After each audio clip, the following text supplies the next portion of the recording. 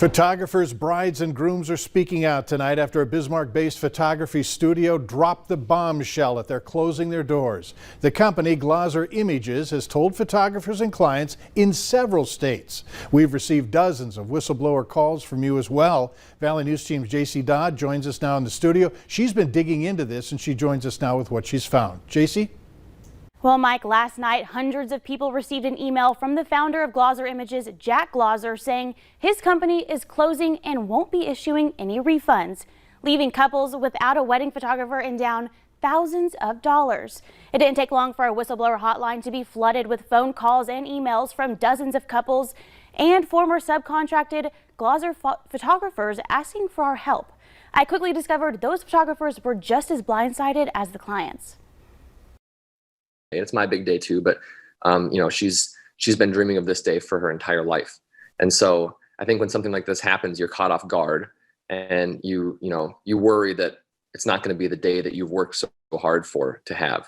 Tomorrow, Will Davis will marry the love of his life, but today he was left scrambling to find a solution after Glosser Images decided to close its doors just 48 hours before his wedding. He and his fiancée are down $4,000. Most people that are getting married are trying to start a life and buy a house and, get their life moving. Something like this, when you've sacrificed enough to pay that to capture your special day and for it to just with one email be taken is frustrating. Amara Willer was a subcontracted photographer for Glosser Images, but she says since she started in June, 23 weddings later, she hasn't received a dime from Glosser. They're going to pay us. They have to, right? They have to pay us. But now it's not looking like that. While she and her husband are down almost 15 grand, she says she's only worried about making sure the brides and grooms still have a photographer on their wedding day. It's one thing to lose money, but you can't redo a wedding.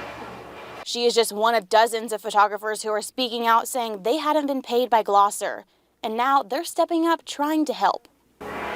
We're just trying to help clean up their mess. Marissa Sahlberg plans to get married next September. Last Thursday, she paid in full for a videographer from Glosser Images. On top of the already booked photographer, she's now down $4 grand. So we're looking at not even getting to go on a honeymoon because of it. So that's also really a bummer.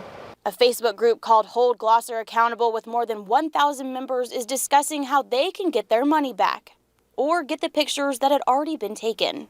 They aren't going to get their pictures, and I can't even begin to think about that of having your day photographed, and now you don't get your pictures at all, and you don't get a redo of that. All of the brides, are they going to get their photos? Are they going to get their money back? What's going to happen? I have a wedding tomorrow, I have a wedding on Saturday. What's going to happen to them? We've tried to contact Jack Glosser. You've reached the voicemail for Jack Glosser, founder of Glosser Images. Please leave a message after the tone. But haven't heard back. In the email announcing the closure, Jack Glosser told his clients to reach out to his attorney with any questions. But today, that attorney sent an email saying he will not be representing Glosser Images in regards to the matter. Now, moments ago, we received a press release with an apology from Glosser, and he will now be represented by Fargo attorney Tim O'Keefe. We've been told the North Dakota Attorney General's office plans to launch an investigation into Glosser's Images, saying they've received at least 50 complaints about the business. Mike? Tough news for a lot of people. Thanks, JC. And if this happened to you, you're encouraged to file a consumer complaint with the North Dakota Attorney General's office, and you can find a link by going to our website at valleynewslive.com. And if you have a tip